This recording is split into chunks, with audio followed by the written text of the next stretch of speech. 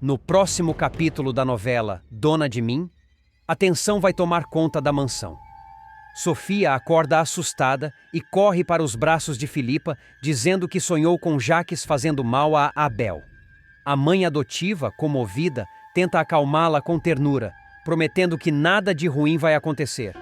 Mas, enquanto isso, Jaques desperta suando frio do outro lado da casa. O rosto de Abel o persegue em seus pesadelos, cobrando pelos crimes que ele tenta esconder. Em outro canto da história, o clima ferve entre Davi e Bárbara. Durante um treino de boxe, os dois se deixam levar pela tensão e acabam se beijando. O problema é que Davi percebe o olhar de cumplicidade entre Bárbara e Marlon durante a luta. Enciumado, comenta com Ivy que não vai desistir da moça tão fácil. Janina confessa a Filipa que está gostando de Danilo, e a confidente, surpresa, a orienta a ser sincera com os próprios sentimentos, mesmo sabendo que o rapaz ainda está dividido. Antes de continuar, clique no botão de gostei, inscreva-se no canal e comente de qual cidade você acompanha a novela. Enquanto isso, Sofia enfrenta Jaques e o acusa de ter feito mal a Abel. O vilão, pressionado, tenta se defender e manipula a situação. Pede que Filipa o apoie diante do conselho da Boaz para que ele volte a trabalhar. Só que Filipa, cada vez mais desconfiada, começa a enxergar o lado sombrio do marido. Léo visita Sofia e se emociona com o carinho da menina, e Filipa garante que não competirá pelo amor dela. O que importa é vê-la feliz. No escritório, Ricardo anuncia que Jaques convocou uma reunião de acionistas, o que deixa Samuel em alerta. Durante a votação, Filipa surpreende a todos ao apoiar a permanência de Samuel na presidência da Boaz. Jaques fica furioso com a decisão. Em seguida, Samuel demite Ricardo e o assessor, humilhado, jura vingança, ligando para o ex-chefe e prometendo acertar as contas de outro jeito. Leona vai protagonizar um dos momentos mais emocionantes e delicados. Após semanas de tensão e desencontros, a jovem finalmente tomará uma decisão que mudará o rumo de sua vida e do relacionamento com Samuel. O amor entre eles parecia inabalável, mas o destino colocará uma criança no centro dessa história: Sofia. Desde que perdeu a guarda da menina, Leona não tem conseguido encontrar paz. As lembranças das risadas, dos abraços e das noites em que colocava a pequena para dormir voltam a atormentá-la todas as noites. Ela sente o vazio deixado pela ausência da menina e passa a questionar se realmente pode seguir em frente sem tentar reconquistar aquele vínculo. A cada visita à mansão, Leona percebe que o coração de Sofia ainda carrega uma ponta de mágoa, algo que Samuel tenta evitar que ela perceba. Mas Léo é sensível demais para não notar. Determinada a fazer o que acha certo, Leona decide dar um passo que surpreenderá a todos. Abrirá mão de seus planos profissionais e pessoais para cuidar de Sofia. A decisão vem acompanhada de uma coragem silenciosa e também de muito sofrimento. Ela sabe que Samuel não aceitará com facilidade. Mesmo assim, vai a Boaz, entrega os croquis da coleção que estava desenhando e anuncia que não continuará no projeto. A equipe fica perplexa. Filipa tenta convencê-la a repensar, mas Léo é firme. Nada é mais importante do que Sofia agora. Quando Samuel descobre a decisão, o clima entre eles azeda de vez. Ele tenta fazê-la entender que o amor dos dois pode coexistir com o carinho que ela sente por Sofia, mas Leona o interrompe. Você fala como se fosse simples, mas não é. Aquela menina precisa de mim, e eu preciso dela. Samuel se irrita, questiona se isso é apenas um pretexto para fugir dos compromissos com ele, e Léo, magoada, apenas responde que não quer discutir. Os dias seguintes são de puro silêncio entre o casal. Samuel tenta se reaproximar, mas Leona se fecha. Até que ele, na tentativa de recuperar o brilho da relação, decide surpreendê-la com um pedido de casamento. O cenário é romântico: flores, velas, um jantar cuidadosamente preparado. Samuel segura as mãos dela e diz que quer construir um futuro juntos. Mas, ao contrário do que ele imaginava, o momento se torna um abismo. Leona, emocionada, deixa escapar uma lágrima e responde com a voz embargada: Samuel, eu te amo. Mas não posso aceitar. O rapaz, atônito, pergunta o motivo sem entender o que aconteceu de errado. Ela explica, tentando ser racional, mas o coração pesa. Eu não consigo seguir em frente sabendo que a Sofia está crescendo longe de mim. Eu preciso estar perto dela, mesmo que isso signifique abrir mão de nós dois. A cena será carregada de emoção. Samuel tenta argumentar, dizendo que juntos eles poderiam cuidar de Sofia, mas Leona interrompe com firmeza. Não é a mesma coisa. Eu não quero ser só uma visita. Quero ser presença. E pela primeira vez, ele percebe que está perdendo a mulher que ama. Não por falta de amor, mas por um amor ainda maior. O amor de mãe de coração. Com o tempo, Leona insiste em voltar a ser babá de Sofia, mesmo sob protestos de Samuel.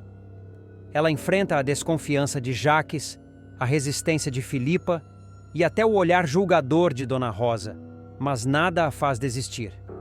Sofia, inicialmente fria, aos poucos começa a se reaproximar, e cada gesto da menina é um pequeno perdão. Quando a garota a chama novamente de Léo, a jovem sente que valeu a pena cada lágrima. Samuel, por outro lado, vive um turbilhão. Dividido entre o orgulho e o amor, ele tenta entender a escolha de Leona, mas o sentimento de abandono fala mais alto. A tensão cresce a cada encontro. Ele a procura no jardim da mansão e implora: Volta pra mim, Léo. A gente pode dar um jeito. Mas ela, com os olhos marejados, responde: Você não entende. Eu já voltei. Voltei pra Sofia. E isso precisa vir antes de tudo. A ruptura se torna inevitável. Leona decide colocar um ponto final no relacionamento. A conversa será dura, sincera e repleta de emoção. Samuel questiona se ela o está trocando por uma criança. E Léo, com um olhar firme, responde: Não se trata de escolha, Samuel. Se trata de amor. O mesmo amor que me fez te amar é o que me faz ficar por ela. Mesmo assim, o destino não permitirá que eles se afastem completamente. Nos capítulos seguintes, apesar do rompimento, as circunstâncias continuarão a aproximá-los. Leona volta a trabalhar na mansão e convive diariamente com Samuel, o que reacende lembranças e sentimentos. Em meio às idas e vindas, os dois se tornam cúmplices de novo, especialmente quando Sofia adoece e precisa ser internada. Durante as longas noites no hospital, Samuel presencia o quanto Léo é dedicada e percebe que talvez ela estivesse certa desde o início. Mas o coração de Leona começará a ser disputado. Marlon, que sempre a admirou em silêncio, se aproxima aos poucos. Ele se mostra compreensivo, disposto a ajudá-la a lidar com a dor e com as incertezas. Diferente de Samuel, que tenta controlar, Marlon apenas apoia. E é nessa diferença que Leona começa a perceber um novo tipo de afeto nascendo, mais leve, mais silencioso. Os próximos capítulos prometem uma reviravolta emocional.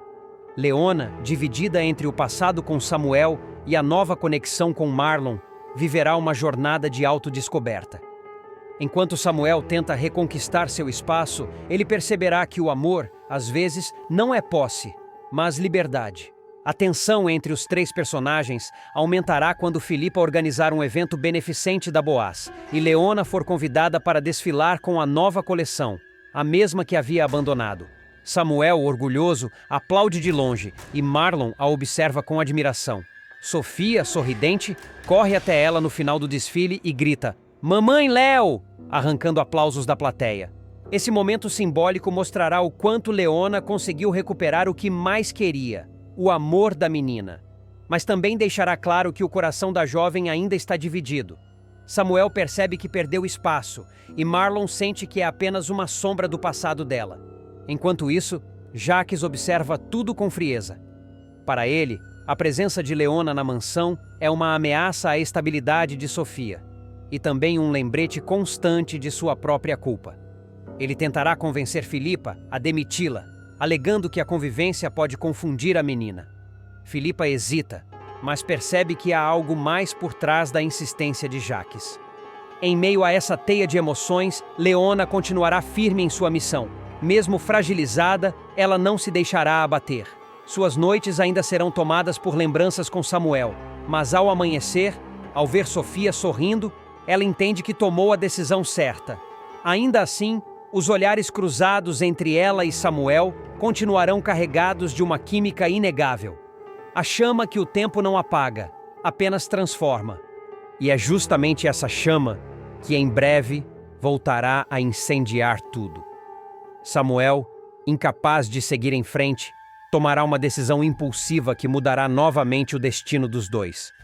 Leona, por sua vez, enfrentará o maior dilema de sua vida: escolher entre o amor que a completa ou o amor que a define.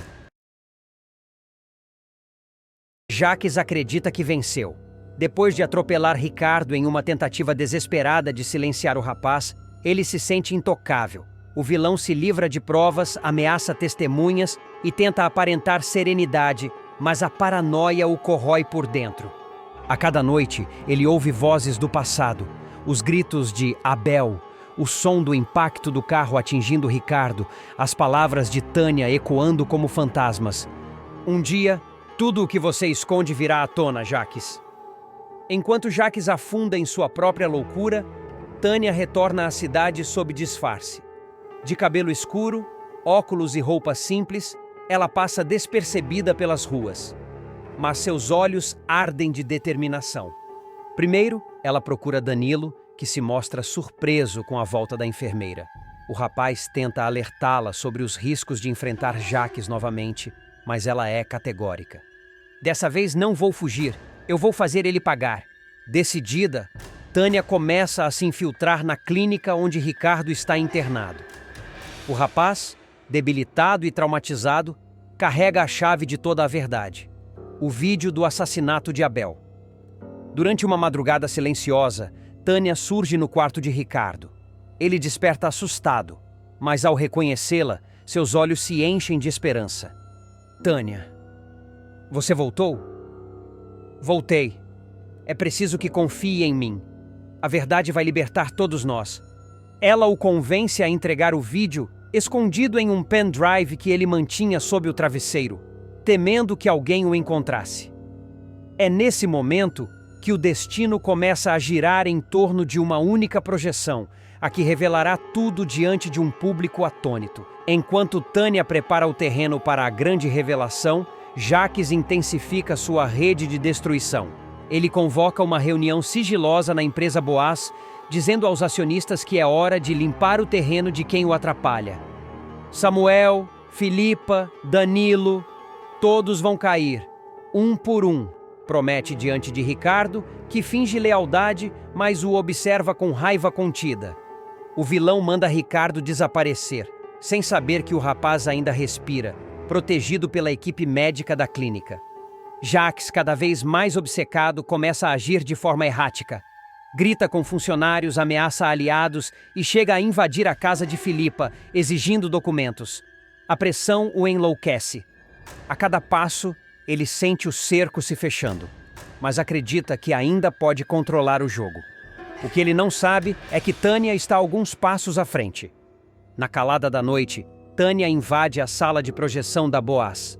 Lá, instala discretamente o pendrive no sistema audiovisual do auditório principal, o mesmo que Jacques pretende usar para seu grande discurso de poder, no qual anunciará uma falsa expansão internacional da empresa. A ironia é cruel. O palco onde o vilão planeja se consagrar será o mesmo onde ele será destruído. No dia seguinte, os corredores da Boaz fervem. Jornalistas, funcionários e convidados se acomodam. Samuel observa tudo de longe, desconfiado. Filipa chega tensa, acompanhada por Danilo. Jacques surge impecável, de terno escuro, sorriso frio e olhar arrogante. Hoje é o dia em que tudo muda, anuncia, sem imaginar o que o espera. Enquanto ele fala ao público sobre valores, família e futuro, Tânia observa dos bastidores, com o controle remoto do projetor nas mãos. O coração dela bate acelerado. O suor escorre pela testa. Agora, Jacques. Agora é a sua vez de sentir medo, sussurra para si mesma. No instante em que Jacques levanta a taça para celebrar seu suposto sucesso, as luzes se apagam. Um zumbido ecoa no auditório.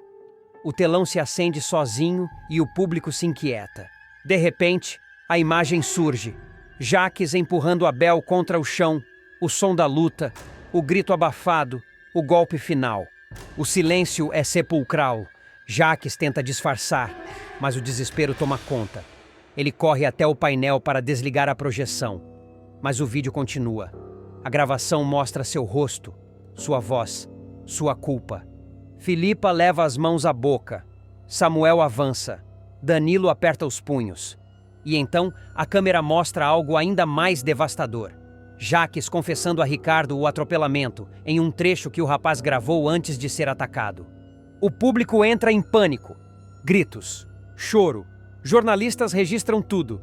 Tânia surge no meio do auditório, firme, implacável. Acabou, Jacques. Agora todos sabem quem você é. Com o cerco fechado, Jacques tenta fugir. Ele empurra seguranças, sobe no palco e nega tudo. Isso é uma montagem. Eu fui traído. Isso é uma conspiração contra mim. Mas ninguém acredita. Filipa desaba, gritando que foi enganada por ele. Samuel enfrenta o tio, chamando-o de assassino. Tânia se aproxima, segura o microfone e encara o homem que a destruiu. Você me fez viver com medo, me caçou como se eu fosse culpada. Agora é você quem vai fugir da própria sombra. Jacques tenta reagir, mas os seguranças da empresa, agora do lado de Samuel, o cercam. Ele tenta correr pelos corredores, mas é interceptado por jornalistas e câmeras. O vídeo continua sendo exibido, agora em tempo real, em telões pela cidade, pois Tânia o espalhou nas redes sociais. Enquanto foge, Jacques tropeça, rasga o terno e perde o equilíbrio. Cada passo é um mergulho mais profundo em sua ruína.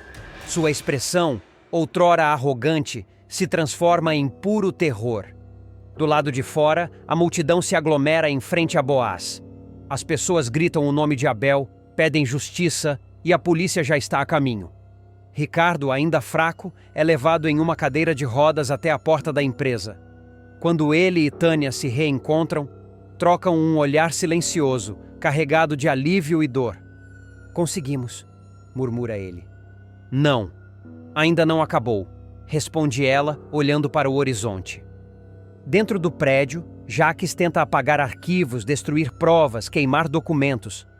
Mas tudo já está salvo na nuvem. Tânia previu cada passo. Ela surge novamente, desta vez na sala dele, observando-o desesperado. Você sempre achou que podia controlar tudo, mas esqueceu de um detalhe: a verdade não morre. Jacques, transtornado, encara a enfermeira como se visse um fantasma. Você devia estar morta. Pois é, mas a consciência te matou primeiro. O ar fica denso, a tensão é palpável. As sirenes se aproximam. E pela primeira vez, Jacques percebe que está sem saída. A cidade inteira assiste à queda de um homem que acreditava ser intocável. Mas o destino ainda reserva mais golpes. E Tânia sabe que a guerra está longe de terminar. Pois nas sombras, alguém ainda mais perigoso observa tudo, pronto para intervir. O caos domina os corredores da Boaz. Funcionários tentam conter os jornalistas. As sirenes ecoam do lado de fora e o barulho de helicópteros corta o céu. Jacques, trêmulo, percebe que seu império ruiu diante de todos. Ele tenta escapar pelos fundos da empresa, mas os policiais já bloqueiam as saídas. Tânia observa tudo à distância, com o olhar firme. Não há mais espaço para a piedade. Acabou, Jacques. O que você fez com Abel, com Ricardo, com todos, o mundo inteiro viu. Jacques consegue procuração de Filipa e futuro da Boaz fica em risco. O vilão dá cartada decisiva e apela a seu novo trunfo para controlar a fábrica. O jogo de poder dentro da Boaz vai ganhar contornos ainda mais perigosos. Determinado a retomar o controle da empresa, Jacques mostrará que é capaz de ultrapassar qualquer limite, inclusive manipular emocionalmente quem mais confia nele. Dessa vez, o alvo será Filipa, e o resultado pode colocar todo o império da família à beira do colapso. Desde que foi afastado da presidência, Jacques vem agindo nas sombras. Ele sabe que Samuel, apesar de jovem, tem carisma e o respeito dos funcionários. Isso o enfurece. Cada sorriso do sobrinho é para ele um lembrete da derrota. Com o orgulho ferido, o vilão arquiteta planos cada vez mais ardilosos. E o mais recente promete abalar os alicerces da Boaz. Primeiro, Jacques convenceu Filipa a entrar na disputa pela guarda de Sofia, a menina que herdou parte das ações da empresa. Ele usou o argumento de que Samuel não tinha estabilidade emocional para cuidar da sobrinha. Você quer mesmo ver sua filha envolvida em guerras judiciais sem um lar de verdade? Dirá o vilão, com voz mansa e olhar calculado. A estratégia deu certo. Filipa, vulnerável e cansada das tensões familiares, caiu na lábia dele e lutou pela guarda da criança. No fim, saiu vitoriosa, sem imaginar que o verdadeiro objetivo de Jacques era outro: usar a menina como ponte de acesso às ações da Boaz. Com a guarda de Sofia garantida, o advogado vê a oportunidade perfeita. Ele se aproxima de Filipa, mostrando-se prestativo, protetor, quase um novo aliado. Faz questão de lembrá-la de que Samuel está sobrecarregado, insinuando que o rapaz tem tomado decisões arriscadas à frente da empresa. Ele é impulsivo, Filipa. Pode colocar tudo a perder, comenta o vilão, plantando a semente da dúvida. Jacques, sempre calculista, pedirá que Ricardo, seu antigo cúmplice, convoque uma reunião extraordinária dos acionistas da Boaz. O motivo oficial: debater novos rumos da fábrica. O verdadeiro propósito, no entanto, é bem mais sombrio. Ele quer minar a confiança de todos em Samuel. Assim que o aviso chega, Samuel sente o cheiro da armadilha. Se o tio Jacques está chamando reunião, coisa boa não vem, dirá ele a Nina, que o alertará para não cair em provocações. Mesmo assim, Samuel decide comparecer, de cabeça erguida. Na sala de reuniões, o clima é tenso. Os acionistas se dividem, alguns ainda fiéis ao vilão. Jacques apresenta relatórios distorcidos, fala em má gestão e questiona decisões tomadas pelo sobrinho. O ponto alto da reunião vem quando ele propõe uma votação para decidir se Samuel deve continuar na presidência. A sala entra em alvoroço. O vilão acredita que tem a maioria, mas é surpreendido por um gesto inesperado. Filipa se levanta e defende o enteado. Samuel comete erros, como qualquer um, mas é honesto. Ele quer o melhor para a Boaz, afirma firme. Jacques congela. Ele não esperava que a mulher que havia manipulado ficasse do lado do rapaz. A votação confirma a permanência de Samuel no cargo. Jacques, derrotado, sai furioso da sala. Seu olhar, porém, não é de rendição, é de vingança. De volta ao escritório, o vilão se tranca por horas. Rasga papéis, quebra copos, fala sozinho. Eles vão se arrepender. Nenhum deles vai rir de mim, promete num tom frio. Nos dias seguintes, ele volta a rondar Filipa. Finge arrependimento, diz que estava apenas preocupado. Leva flores, escreve bilhetes, prepara jantares. Filipa, ainda abalada com as tensões familiares, começa a ceder. Aos poucos, Jacques retoma o espaço perdido. Com o charme venenoso que lhe é característico, ele insinua que Samuel está planejando vender parte da Boaz sem consultá-la. Você confia demais nas pessoas erradas, sussurra, entregando-lhe um envelope com documentos falsos. Assine esta procuração, é só uma questão burocrática. Assim você poderá representar seus interesses. Sem perceber o perigo, Filipa assina. Com o papel em mãos, Jacques sorri. A procuração dá a ele o direito de votar em nome de Filipa em todas as decisões referentes à compra e venda de ações. É o trunfo perfeito. Ele volta a ter voz e poder dentro da empresa. Em uma nova reunião, Jacques aparece com o documento dobrado no bolso do paletó. Falo também por Filipa, anuncia, exibindo a procuração com ar triunfante. O clima entre os acionistas muda. Samuel, surpreso, percebe que o inimigo está de volta ao jogo. A partir daí, o vilão inicia uma campanha sutil de sabotagem. Convoca fornecedores, altera contratos, planta boatos de falência.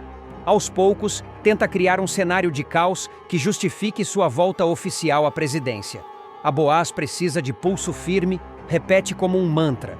Enquanto isso, Filipa começa a perceber que algo está errado. Documentos que ela nunca viu aparecem assinados em seu nome. Samuel tenta conversar, mas ela, confusa, não entende o que está acontecendo. Você assinou a autorização para ele representar seus votos? Pergunta Samuel.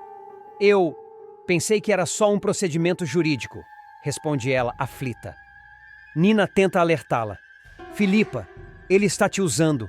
Jacques nunca faz nada sem um propósito obscuro. Mas a ficha da mulher demora a cair. Quando finalmente descobre a verdade de que o vilão tem usado a procuração para tomar decisões à revelia dela, é tarde demais. Jacques já conseguiu se infiltrar novamente na diretoria. Samuel sente o golpe.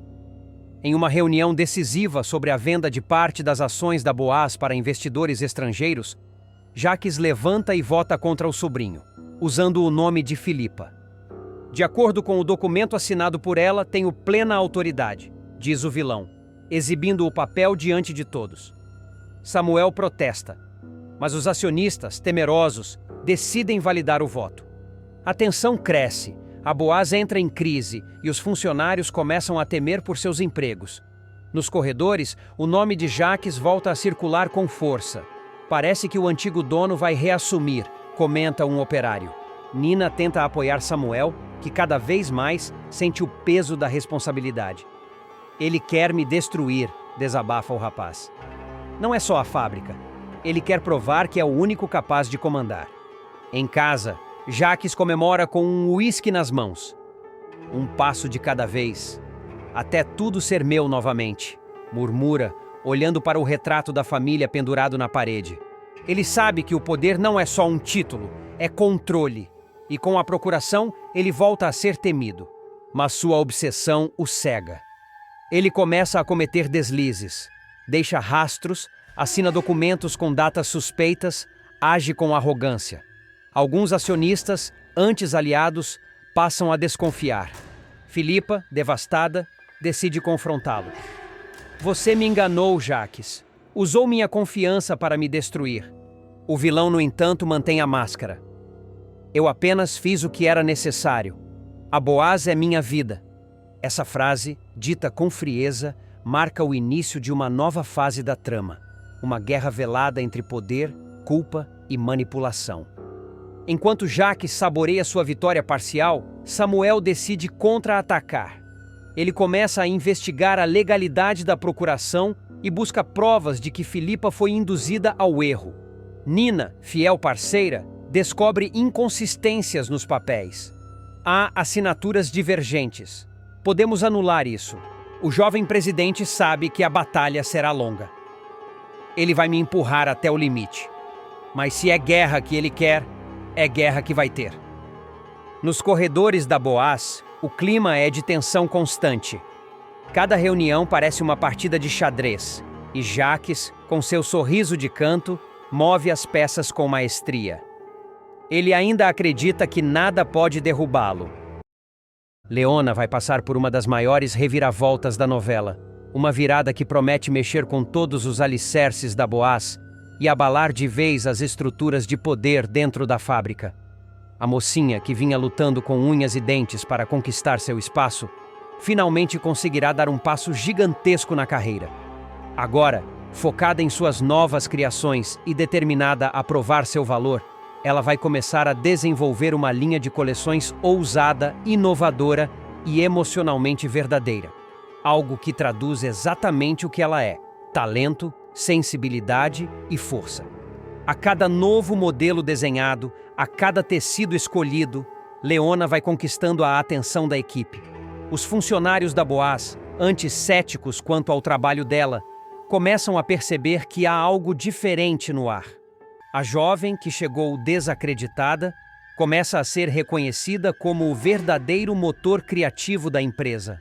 Samuel, que acompanha tudo de perto, fica impressionado com a forma como Leona transforma ideias em arte e decide dar um passo arriscado: contratá-la oficialmente de forma definitiva como líder das coleções. Mas essa ascensão meteórica vai incomodar, e muito, quem já está acostumado com o poder. Breno, que há anos trabalha na Boaz, se vê completamente ameaçado. Acostumado a ser o centro das atenções, e a controlar os bastidores das decisões criativas, ele começa a perceber que seu espaço está sendo tomado. A inveja, o ciúme e a frustração se misturam dentro dele. Ele passa a observar Leona em silêncio, analisando seus movimentos, suas conversas e até os elogios que ela recebe. Tudo o que antes lhe parecia simples rotina, agora se torna uma ferida aberta. E é aí que o pior lado de Breno começa a emergir. Ele não aceita ver uma mulher, ainda mais uma novata, alcançar o posto que sempre sonhou ocupar. A cada dia, sua raiva cresce e o ressentimento o consome. Num misto de desespero e orgulho ferido, ele decide procurar Jacques. O vilão, que nunca perde uma oportunidade de manipular alguém em nome de seus planos obscuros, escuta Breno com aquele sorriso frio e calculista. "Você quer derrubar a Leona?" pergunta Jacques, como quem já enxerga ali uma nova arma a ser usada. Breno hesita, mas a ambição fala mais alto. Jacques, astuto como sempre, se aproveita da insegurança de Breno. Ele sabe que o funcionário é facilmente manipulável e promete ajudá-lo, mas com uma condição: que ele se volte também contra Samuel. "Eu quero ver aquele moleque destruído, e você pode ser útil para mim." A aliança está selada, ainda que Breno não perceba o tamanho da armadilha que está caindo sobre ele. Enquanto isso, Leona segue seu caminho, alheia às conspirações que se formam nas sombras. Ela se dedica completamente à nova coleção, passando noites em claro, costurando sonhos e desenhando futuros. Cada peça criada carrega um pouco da sua alma, um reflexo da mulher que ela está se tornando. Samuel, ao ver o empenho dela, se emociona. Ele começa a perceber que Leona não é apenas uma designer talentosa, mas uma inspiração viva. Uma mulher que, mesmo cercada de adversidades, nunca desistiu de lutar. Porém, a paz não dura muito. Samuel começa a perceber comportamentos estranhos dentro da empresa. Documentos extraviados, conversas interrompidas, olhares suspeitos. Algo está errado. E ele logo descobre o motivo. Breno anda se encontrando secretamente com Jacques. O sangue de Samuel ferve. Ele não acredita que um funcionário de confiança tenha se aliado ao seu maior inimigo. Decidido a colocar um fim nisso, Samuel confronta Breno. O encontro é tenso.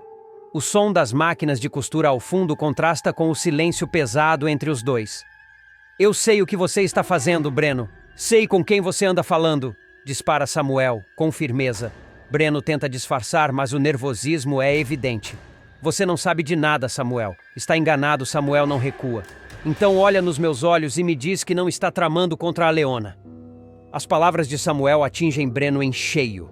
Ele tenta manter a postura, mas sente o peso da culpa. A voz de Jacques ainda ecoa na cabeça dele, lembrando-o das promessas de poder e vingança. Mas algo dentro dele começa a mudar. Pela primeira vez, Breno percebe que foi usado.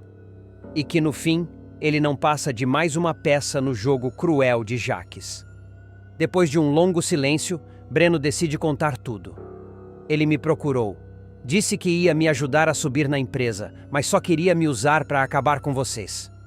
Eu aceitei porque estava com raiva. Mas agora vejo que errei." Samuel escuta tudo com atenção. A raiva inicial dá lugar à decepção. "Você vai consertar isso, Breno? Vai me ajudar a derrubar o Jacques." É o início de uma improvável aliança. Breno, arrependido, decide colaborar. Ele propõe algo arriscado: marcar um novo encontro com Jacques, fingindo que ainda está comprometido com o plano de destruição. O objetivo é simples: gravar tudo. Samuel aceita, mas com cautela. Se ele desconfiar, estamos perdidos. No dia marcado, o clima é de tensão. Breno chega nervoso ao local combinado. Um antigo galpão usado por Jacques para reuniões extraoficiais.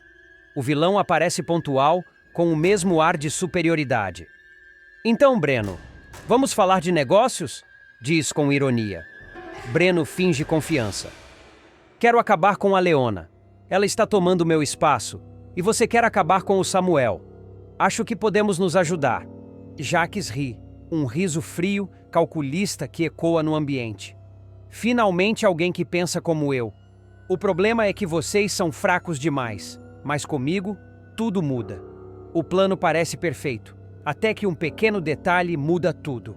Um celular, discretamente colocado sobre a mesa, grava cada palavra dita. Breno tenta disfarçar o nervosismo, mas Jaques, sempre atento, percebe algo estranho. Você está gravando isso, Breno? Pergunta com o olhar afiado. Breno congela. Por um instante, parece que tudo vai por água abaixo. Mas ele consegue se recompor e ri.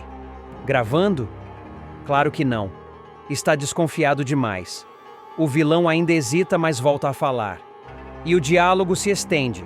Confissões, planos, ameaças, tudo sendo registrado. Poucos minutos depois, o áudio já está nas mãos de Samuel. Ele ouve cada palavra, cada tramóia e sente o peso da verdade. É o fim dele, murmura com determinação. Sem perder tempo, ele leva a gravação à delegacia. O delegado, ao ouvir o conteúdo, confirma: é prova suficiente para abrir um inquérito contra Jaques. Enquanto isso, Leona ainda não faz ideia do que está prestes a acontecer. Ela segue focada em sua coleção, prestes a lançar o desfile mais importante da Boaz. Mas o destino está preparando algo ainda maior. A ruína de Jaques começou, e tudo começou com ela. A mulher que ousou sonhar alto demais. Nos bastidores da Boaz, o clima é de tensão e expectativa. Samuel observa de longe, sabendo que, a qualquer momento, tudo pode mudar. Breno, dividido entre o medo e a redenção, espera o desfecho da armadilha que ajudou a montar. E Jaques, o vilão que sempre acreditou estar no controle, começa a sentir o cerco se fechar. O jogo virou, e Leona, sem nem perceber, se tornou o centro de uma guerra silenciosa que vai redefinir o destino de todos na novela. O público verá o desmoronamento da parceria entre Jaques e Ricardo, uma dupla que sempre se uniu por interesses escusos, mas que agora se enfrentará num duelo mortal. O advogado decidirá virar o jogo, mas acabará sendo vítima da própria ousadia. Tudo começa quando Filipa, agora oficialmente tutora de Sofia, assume o controle das ações da enteada. A viúva, que antes parecia frágil e submissa às manipulações de Jaques, mostra uma postura surpreendente. Samuel a parabeniza, e ela promete não permitir que ninguém, nem mesmo o cunhado, tire proveito da inocência da menina. A Sofia vai crescer sabendo quem é o pai e quem realmente a ama, dirá Filipa, firme. Enquanto isso, Jaques passa a agir nas sombras. Ele acredita que, com Filipa em sua órbita, conseguirá retornar ao poder na Boaz. Planeja uma nova eleição interna e tenta convencer aliados a votarem nele. Porém, o vilão não conta que Filipa, guiada por um sentimento de culpa e por Samuel, vai traí-lo de volta. Na reunião decisiva, o silêncio na sala é pesado. Quando o nome de Jaques é citado, Filipa ergue os olhos e diz com voz trêmula, mas firme: meu voto é em Samuel. Ele é o único capaz de comandar a Boaz com honestidade. O golpe é devastador. Jaques sente o chão sumir sob os pés. O semblante dele muda. Por dentro, o ódio ferve como lava. O vilão, porém, engole seco e tenta disfarçar o rancor. Mas quem o conhece sabe. Quando Jaques finge calma, é porque o inferno está prestes a se abrir. Nos dias seguintes, Ricardo percebe o clima tenso e decide se afastar. Mas a ambição fala mais alto. Ele teme perder tudo: o cargo, os privilégios, a influência. E é aí que o advogado resolve trair o antigo parceiro. Em uma noite chuvosa, liga para Jaques e propõe um encontro reservado. Temos que conversar sobre o vídeo do carro de Abel, diz, num tom frio. O vilão empalidece. Ele sabe que, se aquele vídeo chegar às mãos de Samuel, será o fim de sua liberdade. Ricardo, cínico, acende um charuto e começa a ditar as regras. Quero meu cargo de volta, Jaques, e com aumento. Caso contrário, Samuel vai descobrir o que você fez com o carro do irmão dele. O silêncio do outro lado da mesa é mortal. Jaques o encara com um meio sorriso, mas os olhos denunciam fúria. Você está brincando com fogo, Ricardo? Eu sempre joguei com fogo. A diferença é que eu sei quando apagar as chamas, rebate o advogado confiante. O que Ricardo não imagina é que o inferno de Jacques não apaga nunca. O vilão passa a noite inteira arquitetando a vingança. No dia seguinte, manda um funcionário de confiança seguir o advogado e informa que ele terá uma surpresa no caminho. O clima é de pura tensão. Enquanto isso, Samuel conversa com Léo, que o ajuda a revisar documentos da Boaz. O mocinho confessa que não confia mais em Jacques e planeja cortar de vez os laços com ele. É nesse momento que Ricardo liga. Samuel, preciso te ver. É sobre o acidente de Abel. Tem algo que você precisa saber. O tom aflito do advogado desperta a atenção do mocinho, que marca um encontro no escritório. Mas Ricardo nunca chega. A sequência seguinte é de tirar o fôlego. A câmera acompanha o advogado dirigindo sob chuva intensa, mexendo no celular, ansioso para enviar a Samuel o vídeo comprometedor. Do outro lado da estrada, um carro preto aparece. O motorista acelera, um farol ofuscante, um freio tardio. O impacto é brutal. O corpo de Ricardo é lançado contra o volante, o vidro se estilhaça e o silêncio que vem depois é ensurdecedor. Poucos minutos depois, Jacques recebe um telefonema. Ele escuta e fecha os olhos, como quem saboreia o próprio veneno. Entendido. Ninguém viu nada. A notícia do atropelamento corre rápido.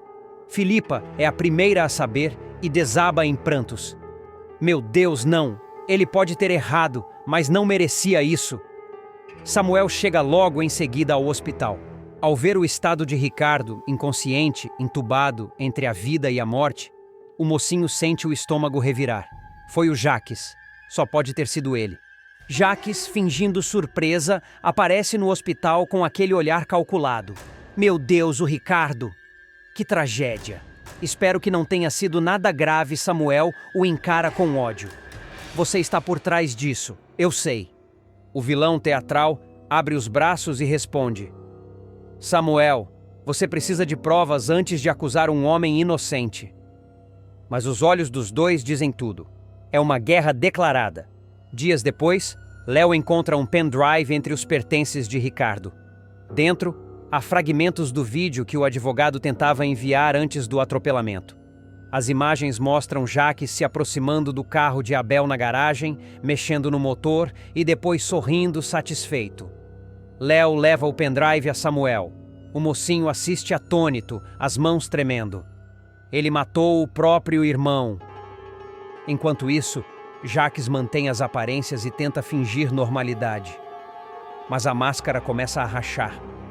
Nas madrugadas, ele é atormentado por pesadelos. Vê Ricardo coberto de sangue, estendendo a mão e dizendo: Você não vai escapar, Jacques. O vilão acorda suando, os olhos arregalados.